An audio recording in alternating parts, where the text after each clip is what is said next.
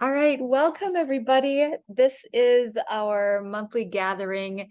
If it's our first time meeting, I'm Samantha Moe, the creator of Mad to Glad Blueprint, and I teach 8 pillars of parenting to create more peace at home. I host these monthly gathering calls because some families are fortunate to see me speaking live. I do keynote presentations throughout the US, or I do a lot of guest spots on podcasts and webinars.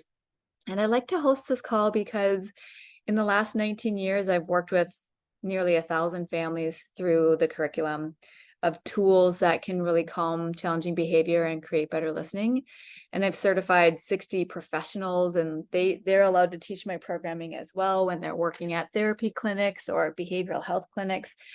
So I feel like this is just a nice, no pressure way of connecting and hearing what's happening when our kids have challenging behaviors. And then I like to connect the dots as to maybe something you didn't know before that could make family life a little bit easier. If it feels like some of my programming would be supportive of your family's progress, I'm happy to share more information about that as well. And there's time to interact on these calls. Sometimes we've got 20 people, sometimes we've got 200 registered, and half show up, and sometimes we have just a handful of us. So in a small group like today, there'll definitely be time to interact a bit. So I would love to see if you're willing to post in the chat box, why is it important that you are here today? Why did you come?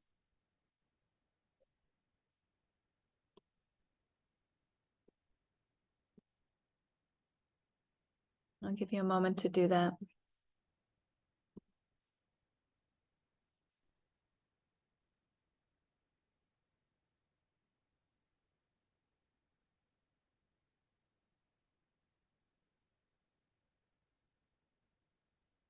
And for parents who are listening to the replay, you can think about this question for yourselves, like, why is it important even that you're listening to this replay? So want to make changes for the better in your family. Got it, Carrie. Thank you, Bikash. I would like to know more on how parents managing their time and kids. Yeah. And then how did you find out about this this online gathering, or how did you find out about my work with Mad to Glad? Type that in the chat box too, please, to give me a little context.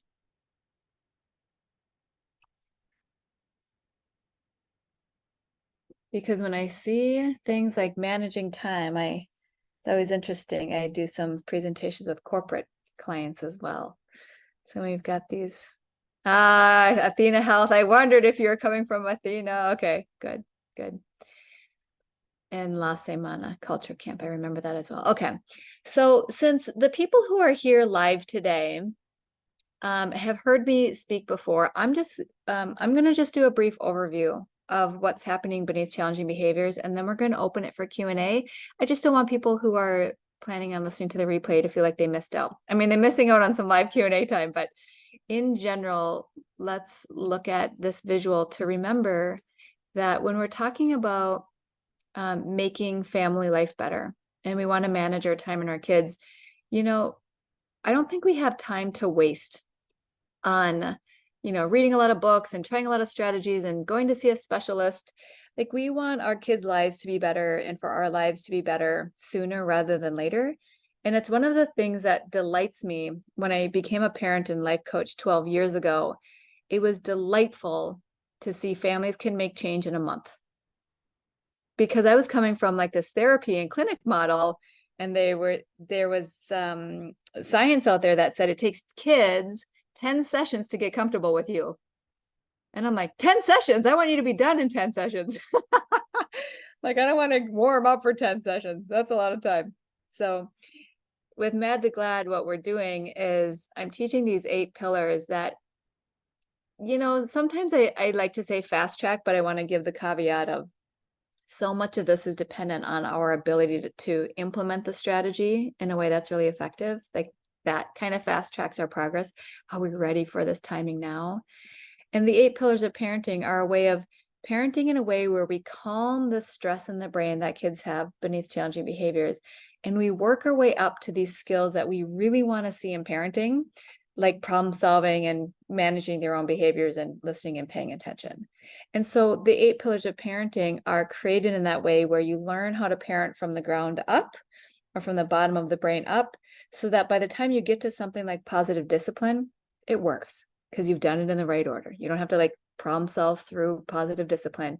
You've already got the building blocks to get there. And so in this work, it's really essential to understand why there's challenging behavior or poor listening. And Dr. Daniel Siegel, leading neuroscientist, says that we've got a downstairs brain and an upstairs brain. And kids, when they're throwing shoes and screaming and running away, are basically reacting as if you're the bear chasing them through the woods. And so what we want to do when that happens is those are survival and primitive brain pathways. That's wiring designed to keep us safe and alive. But we don't want our kids reacting that way to us.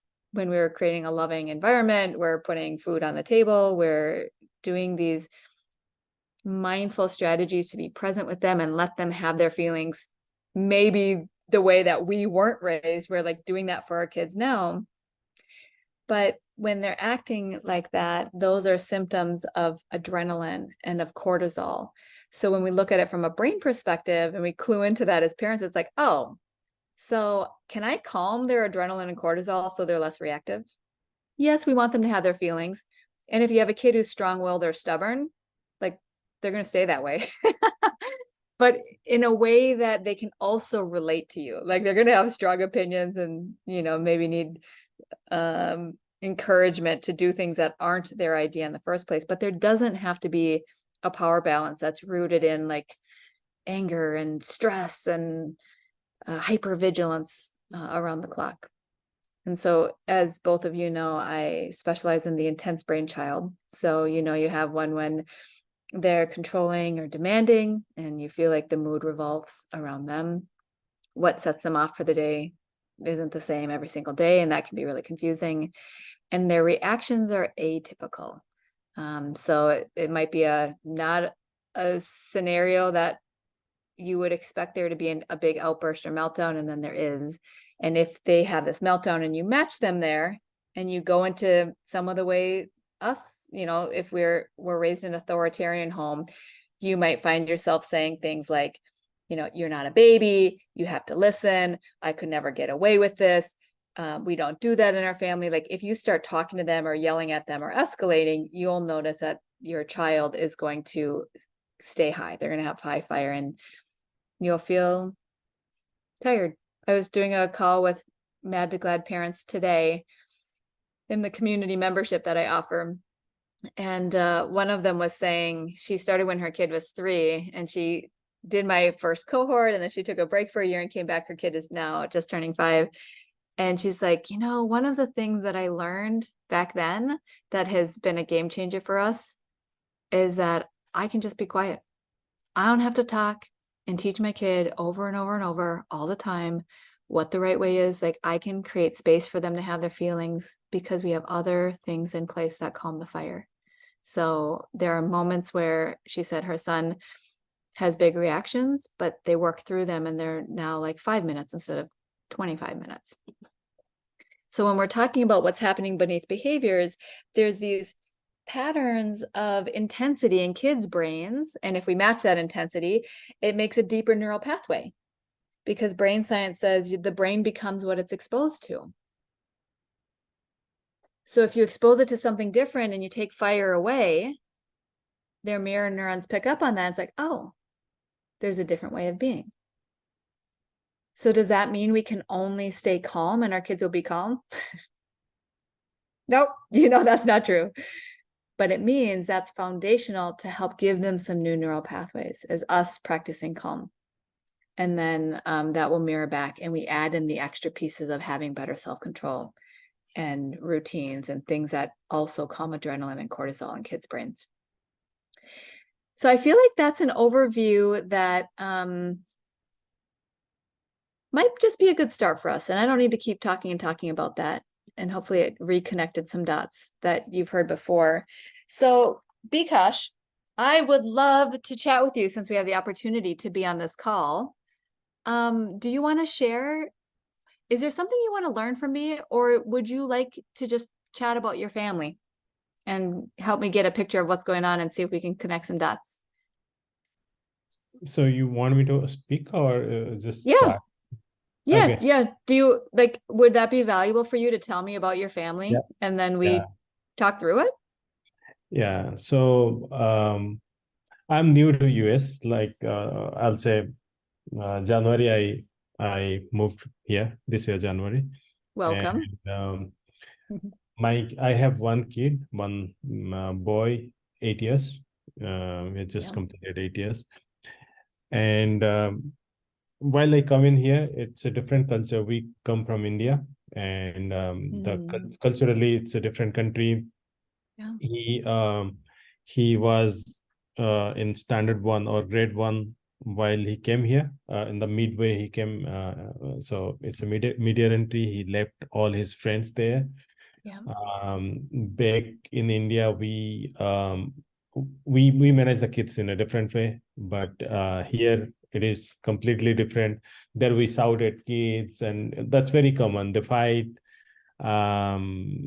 Sometimes we get physical also, so that is very common in India, Mm, which is not correct. But back then I was also not like I was a first time parent, and that's what we saw around us. So that's how it worked.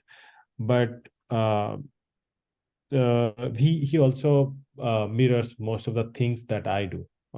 Like sometimes I get hyper, he also gets hyper. So when you are talking in Athena Health's session, so I was just trying to relate things that um, why he behaves in the same way that I do with him. mm, Why sometimes he shouts even at me or his mom. He is like always kind of is not always a happy child. So all the time he'll be kind of negative. He will be complaining. So even if you give his favorite food, that's what he likes at home. So he will say, "No, I expected something else." Even if that's the most favorite thing that he likes all the time.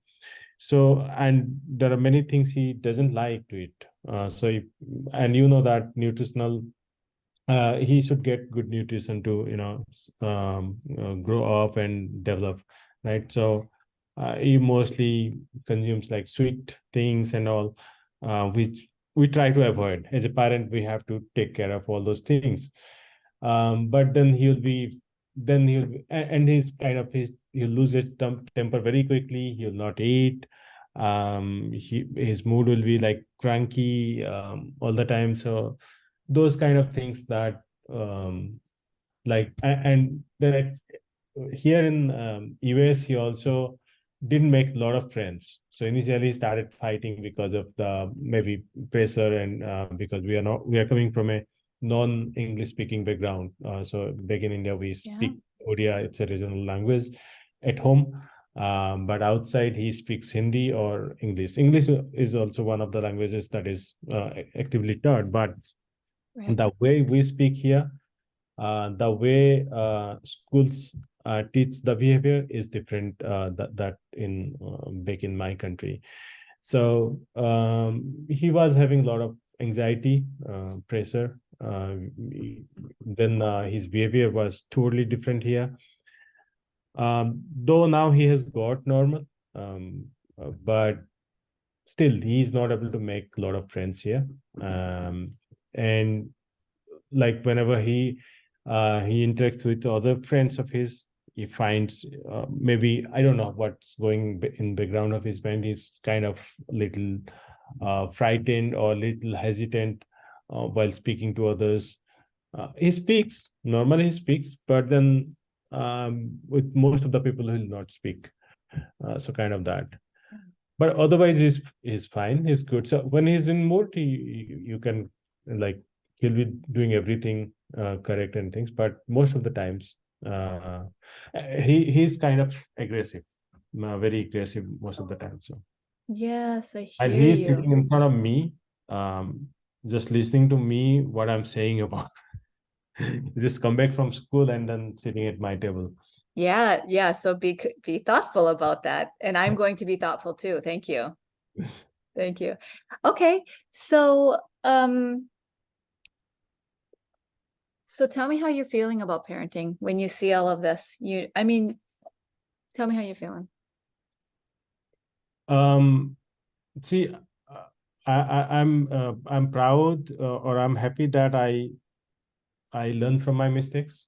I Mhm. made mistakes that I learned, but also like I attended I was not able to attend that. I think I couldn't attend that class when you are taking. Oh, I yeah. had a doctor's appointment, but then when I came back, I saw that video, like the recording, Yes. and then I like I tried to like change a lot of things in me, and that I'm doing, but then it was not actively I was doing. Then after that, you know, I started doing that. Um, though I made mistakes, but I'm trying to, get rid of those mistakes in future. So Mm. that's the idea. So on one hand, you're feeling proud and you're paying attention to your child and what your child needs, and you're learning and you're practicing. And on the other hand, you've shared a lot of things you're concerned about. Yeah. Yes. So Yeah. as I told you, like, yeah, he he like initially he was very aggressive. Sometimes he screamed at his friends, um because that's very common in India, so people do not mind it. But here in back in the US, you shouldn't scream at, or you should be respectful to everyone, right? Hmm. um And so, don't parents sometimes is that true culturally in India? Do parents scream or no? yes, yes, Hmm. do all the time. That's what I remember from Indian culture. Uh-huh. Yeah, we That can scream all the happen. time, and that has a background also. Like in India, people, when he was like very small, like 2 3 years, when he fights with his friends or something, he pushes or somebody, then other parents react. They are very like sensitive to all these things. So we try to make sure that our kid doesn't make something that makes other parents unhappy. So Yeah. that's why we sometimes scream or ask him not to do that. Sometimes also physical, to be Yeah. honest. Yeah. I So hear you. I hear yeah. you. I really appreciate Indian culture. Personally, in my life, I study Ayurveda. So I follow Oh, health yeah. Great. Ayurveda health practices. Yeah. Um, so may I share a few things that I hear could be happening for you? Yeah. Okay. First of all, thank you for sharing time and being here today. Thank you. You're For welcome. giving me the link. You're welcome. It's a big deal to move from one country to another. Yeah. And even though your son may have learned English, Hindi was the primary language, I'm guessing, back home, right? Odia. That's a Odia. reason. Like in India, we speak around 30 or 35 languages Yeah, in okay. India. So that's every state has a different language. Okay, so it's Odia. Yeah. Okay, got it. Thank you for that clarification. So, if these were behaviors that you only saw when you moved here, I would say, oh, that would make sense. There's more stress chemistry when a child moves and they leave their friends behind. Sometimes culturally, there are differences where in the US, families are known to live very isolated rather than having a community of other parents around them. And so that means there are less adults around to care for children. That can mean that the parents have more stress and more pressure on them. And what I said about mirror neurons and fire in the brain, it's not just that your child who has aggressive behavior or hyper or loses his temper quickly, it's not just that he has fire, it's that you all have fire because of the change of support system, Yeah. right? That's true. So when you parent, because you said, I want to learn more on how parents are managing their time and kids, it's about parenting in a way that calms the stress for you because you know you're doing the right thing. And it's a tool that gives you, there's a phrase called you get the most bang for your buck. It actually works. It's worth using because you have a high return on it. Hmm. And so what I'm hearing is there are already some things that you can see with your habits of practicing, like taking some breaths, having a calm face, having a calm voice, because otherwise, this is how brain science works, and it doesn't matter ethnicity or nationality or gender or age. If you are fiery, then that will mirror and fire will come out in his behavior. Yeah, that's true. But the thing that we worry about with children is that if they start showing that behavior because they're mirroring some of our behavior, that can create a personality. At school, they might be seen as the naughty kid or the hyperactive kid, or they might be seen as the aggressive kid. And so you have a lot of influence as a parent to help lower his stress and cortisol so that he has more self-control. And it's true, like in the US, culturally, it is not appropriate to yell at children in public. And so you don't see that. But what happens when people sign up for my parent coaching program is they kind of say embarrassed because, you know, a lot of folks in my program were born and raised in the US, is they'll say, I know we're not supposed to yell, but I do. I know I'm not supposed to be aggressive and grab my kid, but I do. And I say, thank you for telling me. Let's work together to change your patterns and your habits. So with the things that you're saying, I'm hearing that there is some about changing your parent patterns that could help him be calmer and help you feel calmer and enjoy the time you spend together. If I could give you one tip, I would, but it's not one tip. It's a whole system of, let me go to this and I'll describe it. Are you in this, what field are you in for work, Bikash? So I work in, like, we are in healthcare IT, Athena Health. Healthcare So IT, I yeah. mostly work in the ERP area. Okay, good. Then I'm going to share this with you. My brother is a software engineer. So he likes me when I show him he likes when I show him visuals that are step by step. So I'm going to show these to you. So when well, and let me ask you, so what would your goals be? If you looked 6 months from now, that would bring us into springtime. It would be April. What would you want to see differently? So what is it related to, like, in terms of Yeah, managing? how would My you want to see your child being different, and how would you want to see yourself being different? Let's talk about that first. So I don't want to change most of him, because that's mostly his personality. But what I want to see in him is basically, he need to be like disciplined, a little bit of discipline. Second thing, what I want to do him is like to be little respectful. Maybe he's outside, I don't know, because in school we couldn't visualize it. But when we asked the teachers, they said he's good. But at home, he's not. He's very, maybe because we are the two people who are who raised him from his childhood, like when he's born. But so sometimes he's like very disrespectful, and he'll not do something which he's supposed to do. So I used to yell him, that's true, but now I have stopped it. Most of the time I have stopped it. I do not react to his things when he is angry. Most of the times I do not react. Right. Let him fire it up, but I'm not going to match it up with him. So that's one of the changes I have brought. I used to be physical before coming here. Sure.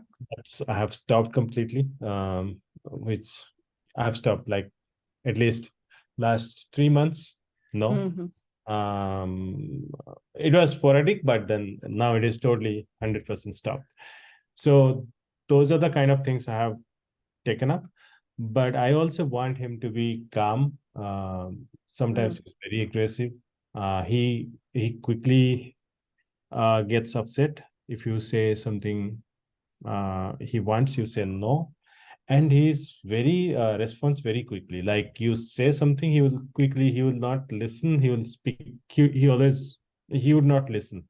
So I want Mm-hmm. him to be a good listener. Then, like, because if you would not listen, if you lose your your temper very quickly, then you most probably you'll not understand the things, and Mm-hmm. most probably you'll not understand the situation, and that will lead you to bigger problems.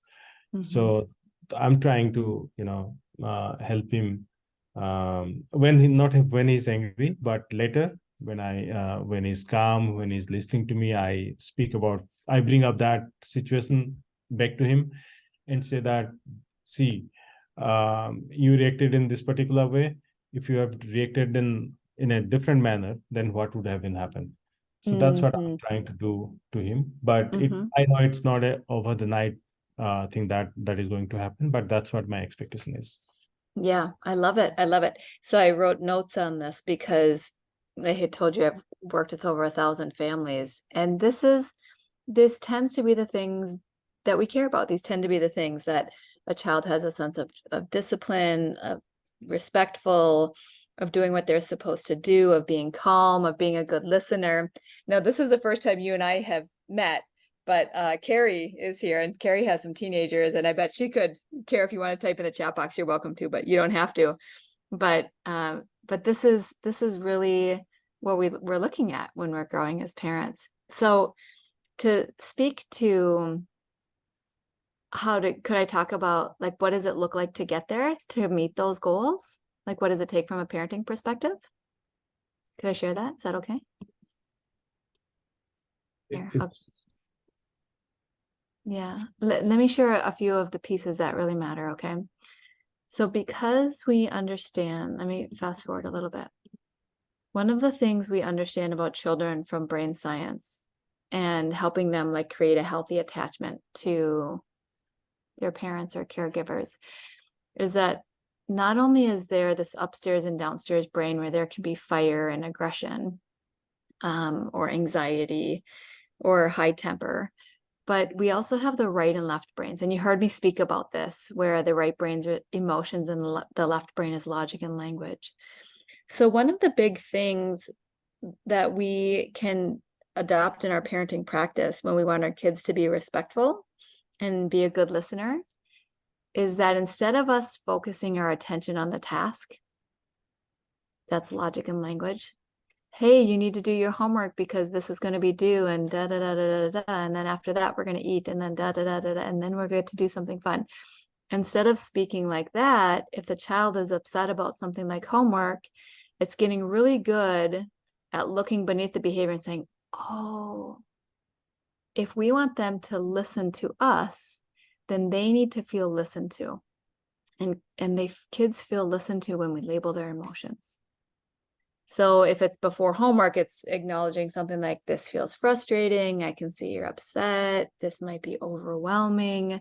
Oh, are you feeling confused? It seems like it's going to take a long time. That feels unfair to you. And then you put a period. You stop talking.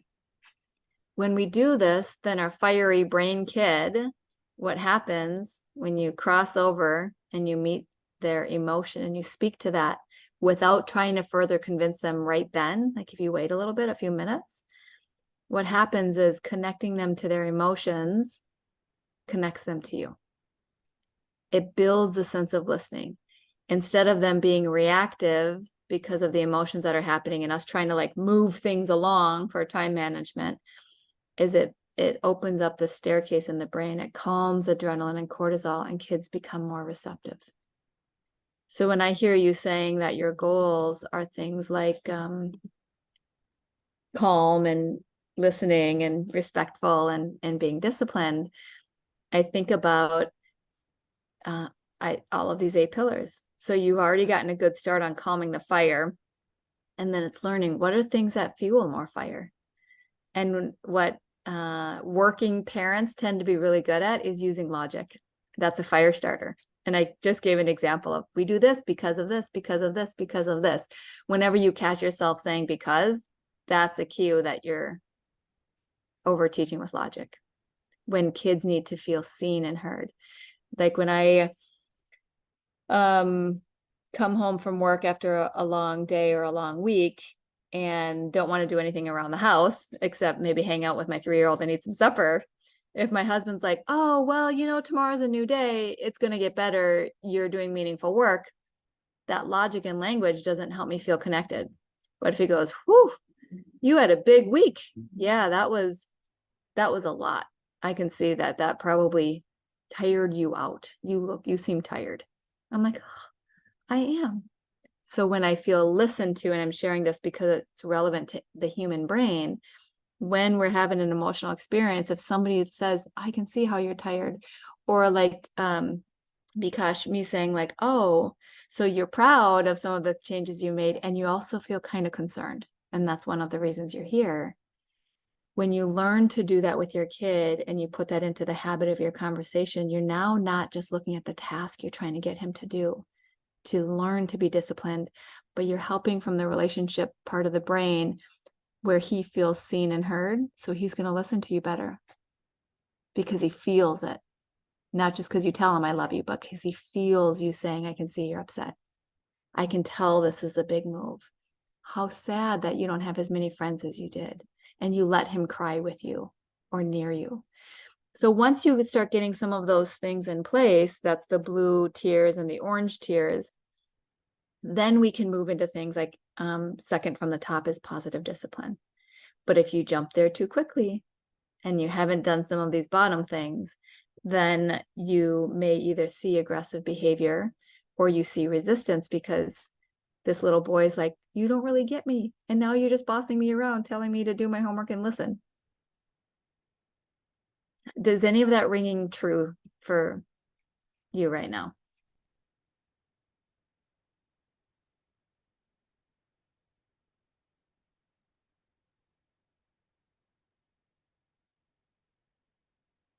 You might be looking for your mute button.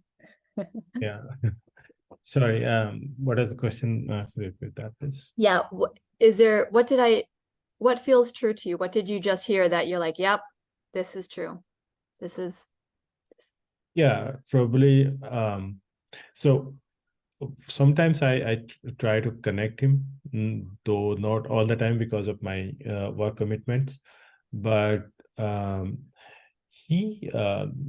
problem with him is sometimes he's not able to express what he wants to say, or maybe he explains, and if I'm not able to understand that, so I say, no, I didn't understand what you're saying, he'll get frustrated immediately that, Yeah. no, I don't like to tell, you don't understand. Then I say, you explain it correctly, you tell me something more. Then he'll not explain. He gets frustrated very quickly. So sometimes it is difficult to, for me to make him or convince him to speak about something, or come out of himself, basically. Yeah. What would his response be if you said to him, I see you're feeling frustrated? He's most of the times when like when I'll speak, then he'll not speak. When he says, no, I don't want to tell about that because you don't understand. So, and after that, okay, you try to explain again, so I can get you. He'll not speak about that, and after some time, he might be like normal again. But for the moment, he'll not speak about it. Yeah, yeah.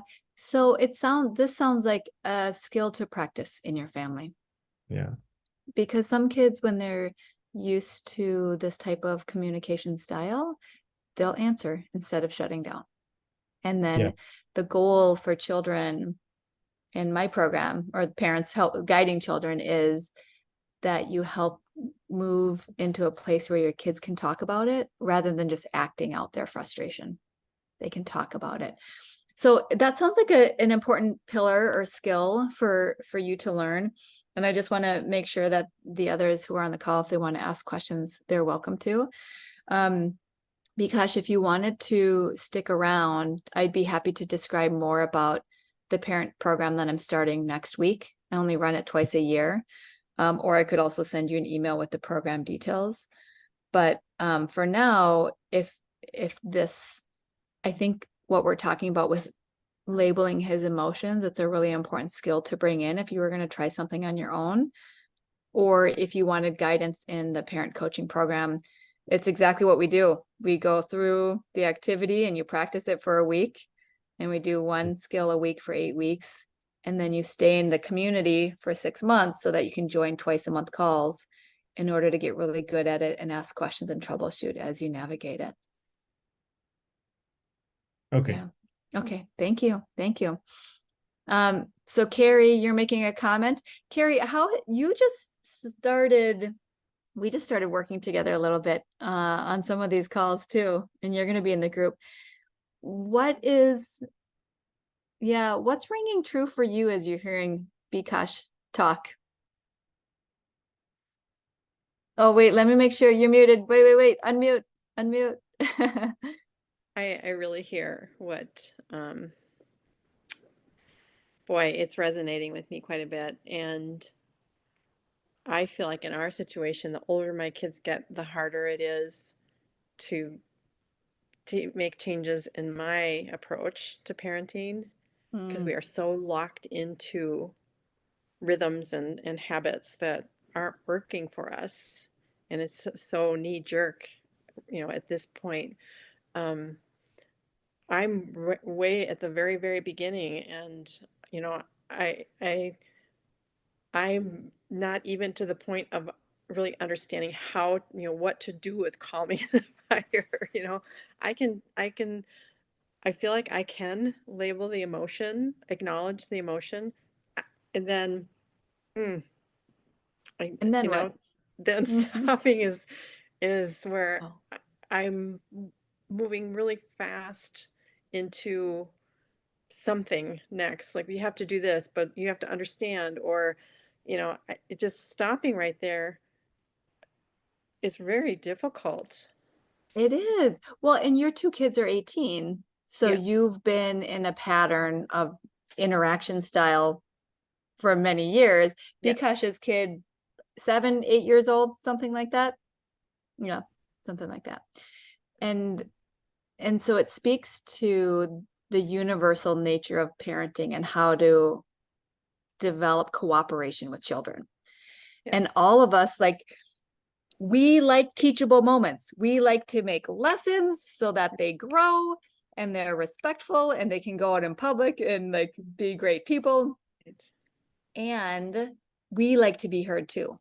You need to do this because I'm going to be late. You got to move it along. But when you see symptoms of challenging behavior, resistance, closed communication, fire in the brain, aggression, yelling, all of that is, in my mind, I think about the emotional brain that says, see me, see me, see me, see me. So if you're like, honey, I can see you're upset, but you're going to be late for the bus, you undermine Yep. what they're literally screaming, which is, can you please see me? Yeah. And it's tricky in the early stages of parent coaching in my program, because you kind of have to take my word for it. Because at first you're going to acknowledge emotions and they're going to be, oh, you hear me. Like in my family, I tend to be worried. So if my husband's like, okay, let's sit down on the couch, you're, stomping around in the kitchen, I can see you're worried. And then I have to talk for like 10 minutes. I've been so worried. And I did this phone call and this happened with my car and I was worrying about this. And I have to tell him for 10 minutes everything I was worried about, because the emotion part of my brain is like, oh, you're seeing me. Let me release the pressure valve. Let me open that up. And once that's been opened up and released, luckily he knows to do that regularly. So I might release pressure for 10 minutes. But sometimes when you do that with kids, on average, it's going to be 10 minutes. But if they're just starting it, they might scream for half an hour. And it might sound like blame. Well, blah, blah, blah, blah, blah. And you never let me be my own boss. And I don't want to shut the Wi-Fi off at night. And they're going to have this whole list of complaints once you start labeling their emotions. So part of this process, whether you have a kid you know, kids that are older or younger, part of the process in parent coaching is feeling the support of, okay, just practice putting a period on the end of your sentence and thinking about and talking about, great, what can you be late to? If your kids are communicating, what can you be late to? And what can't you be late to? Period. Got to remember that period. Period. Yeah, it's a good one. Mm. Thank you for being here. Well, everything that has been talked about so far is so relevant. So, I'm thinking in terms of, you say they need to feel safe. Mhm. I don't know how to help my kids feel safe after, all these years together. Yeah. And I feel like you're going to tell me that one way is to help them feel heard and seen. Well, yeah, I mean, the neuroscience says when you connect a kid to their emotions, it connects them to you. It creates safety. Kind of like, Carrie, the few conversations we've had as you've just gotten signed up for my program,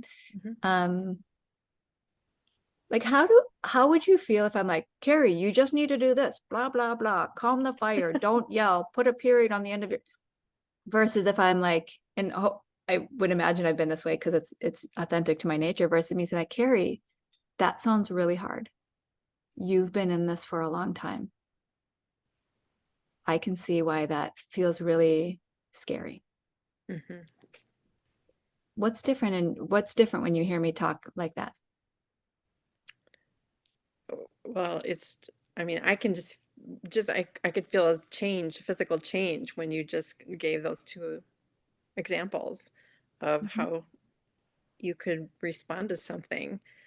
And the second one just kind of, it lets the emotion actually be and exist. And it's kind of like, And and your emotion didn't go away. We actually opened it up. It's like, just have space for it. So we need it as parents. We need it. Our kids need it. I think I was going to say something else, but I lost it because you said that really beautifully. Yeah. So to answer your question, like, how do you help your kids feel safe? You're not going to fix their lives. At 18, you're not going to reverse early traumas. Right. But you're going to create a space for them to be who they are. I mean, don't you want to come back to people who listen to you? For sure. So we'll see. So this is your baby step over the weekend. We're starting our program next week, and we'll just keep layering pieces in. And then we'll have 8 pieces, and then we'll repeat them. Yes. And then we'll apply them next spring and next summer. And you just keep doing them, and it repairs, and it helps the brain feel safe. And you learn the things that can't be changed, and you learn the things that can. But thank goodness we don't have to do it alone. Yes. Thank you. Yeah, you're welcome. Oh, my true deep pleasure. Yeah, you're welcome. All right.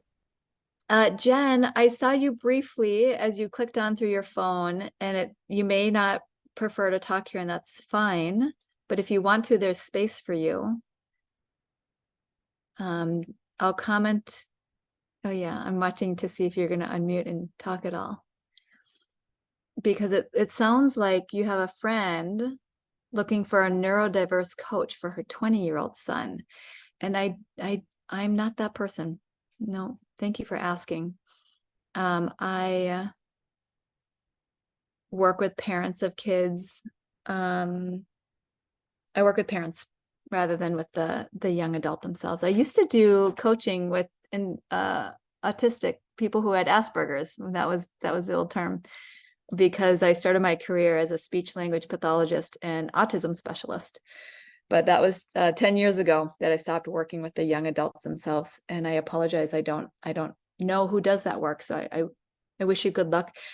It might be worth looking on LinkedIn for neurodiverse coach or teen coach, because every once in a while I see posts on LinkedIn specifically with people who have that title.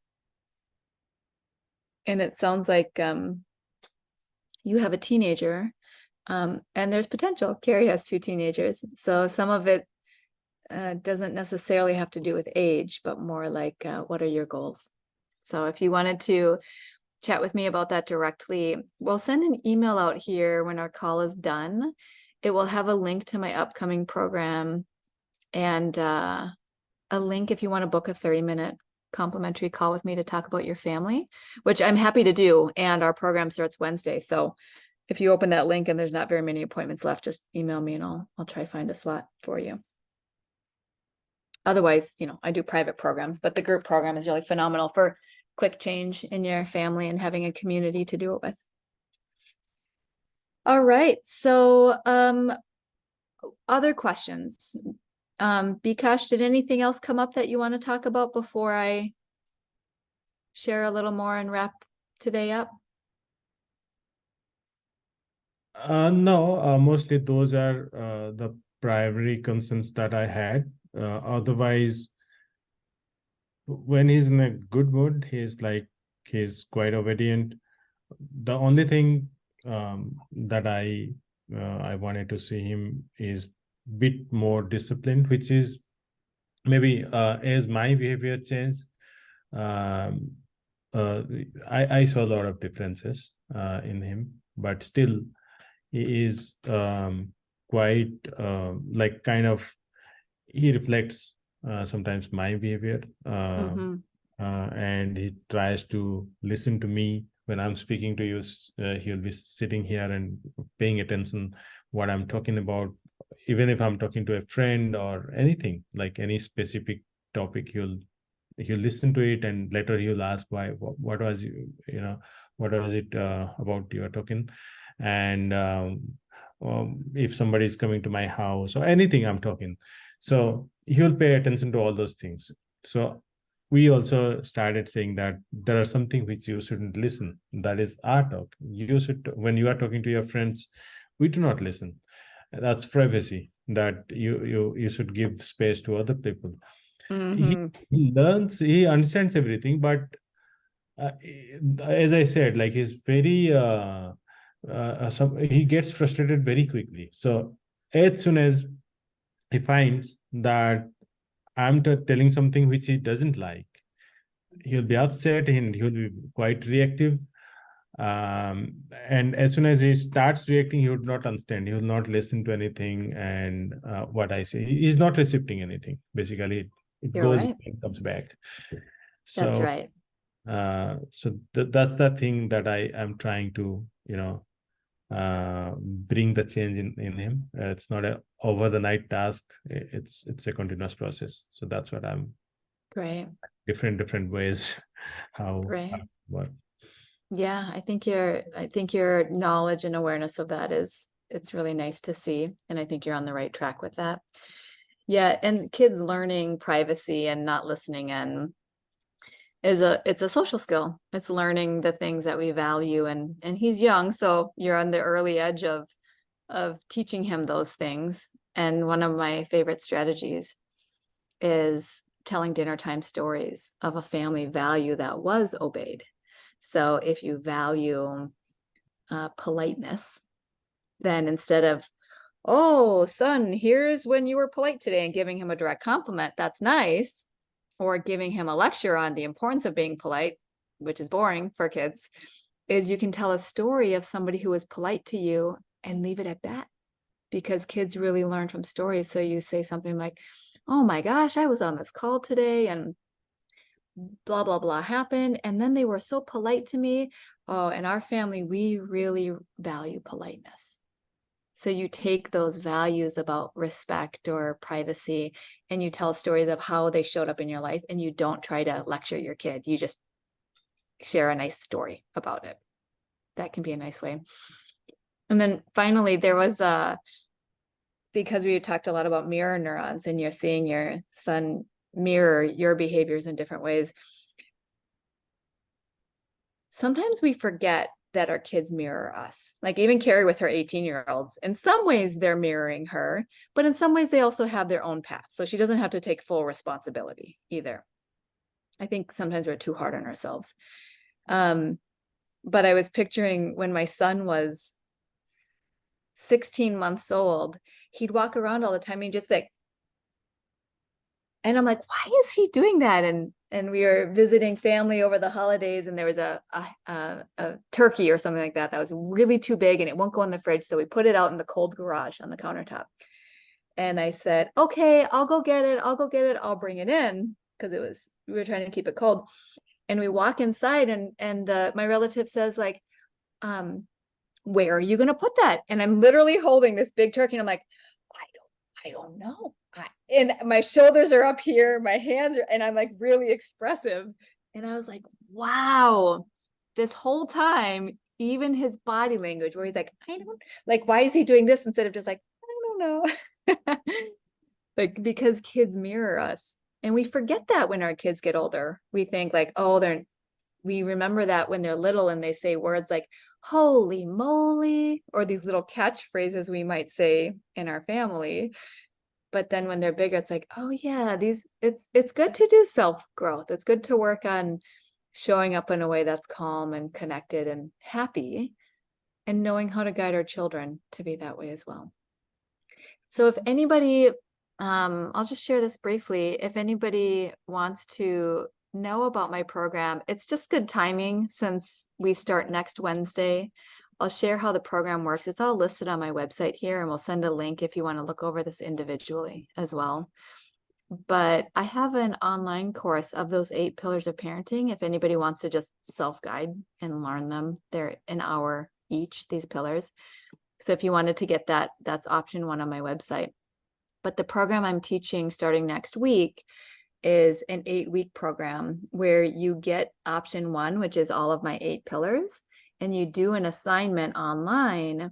And then what you do is you can join my call that's going to be on Wednesdays, and it's a parent coaching call. This call today has been kind of loose and flowing. The Wednesday call's structured.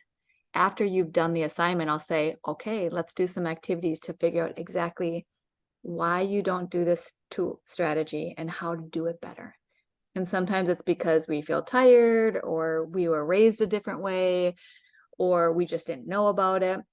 So we work through not just the tool, but some of our mindset around it so that we can implement it really well for a week. And we do that for 8 weeks.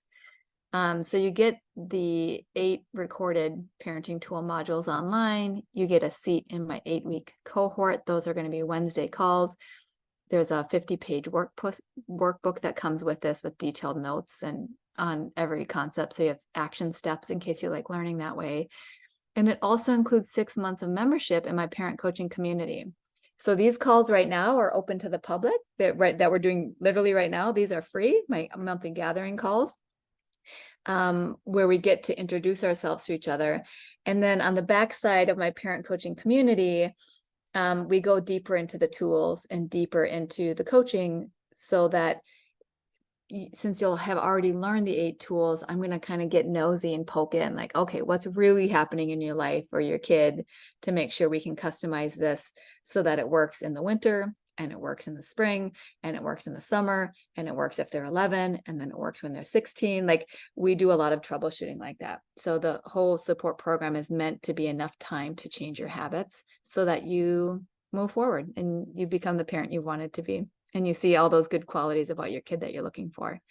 So the curriculum is also listed here. And then if you decide you wanted to register for that, we have a registration button here. The cost of the program is $1,850. And so you've got the online course that on its own is $500. We just throw that in there for you. The live guidance for 8 weeks, plus 6 more months of these coaching calls. So we have a payment plan as well on this page. So if you're interested in registering, go ahead, sign up. If you feel like you wanted to talk to me first, I'm just going to look at this right now, actually. The Connect with Samantha button on how to make it better for your family. It looks like we start on Wednesday, the 20th. Oh, I have 2 calls open on Tuesday in the morning and 1 call open on Wednesday. So if you wanted to talk to me before you signed up to see if this is a good match for you, you're welcome to book one of those calls as well. I'd be happy to talk to you. So with that, thank you for sharing time with me here today. There's a lot of quotes that I like to pull from, and the one that's coming to mind right now is, that, oh, I printed it. I really like this one. It's about ripples. It's by a person named Tim Cook, who said, I want to be the pebble in the pond that creates the ripple for change. So I know that the work we do as parents matters for our kids. It matters for how the energy we then have in our work. It matters for the next generation. You might influence your community. Because if you visit family or friends back home, they might be like, what's he doing here? He's got such a disciplined, calm kid. So let what you do be the pebble in the pond that ripples for change. All right. Thank you for your time. Have a great weekend. Thank you, Samantha. You're welcome, Thank you. Bikash. Bye. Bye. Bye. Bye, Carrie. See you next week. You're welcome.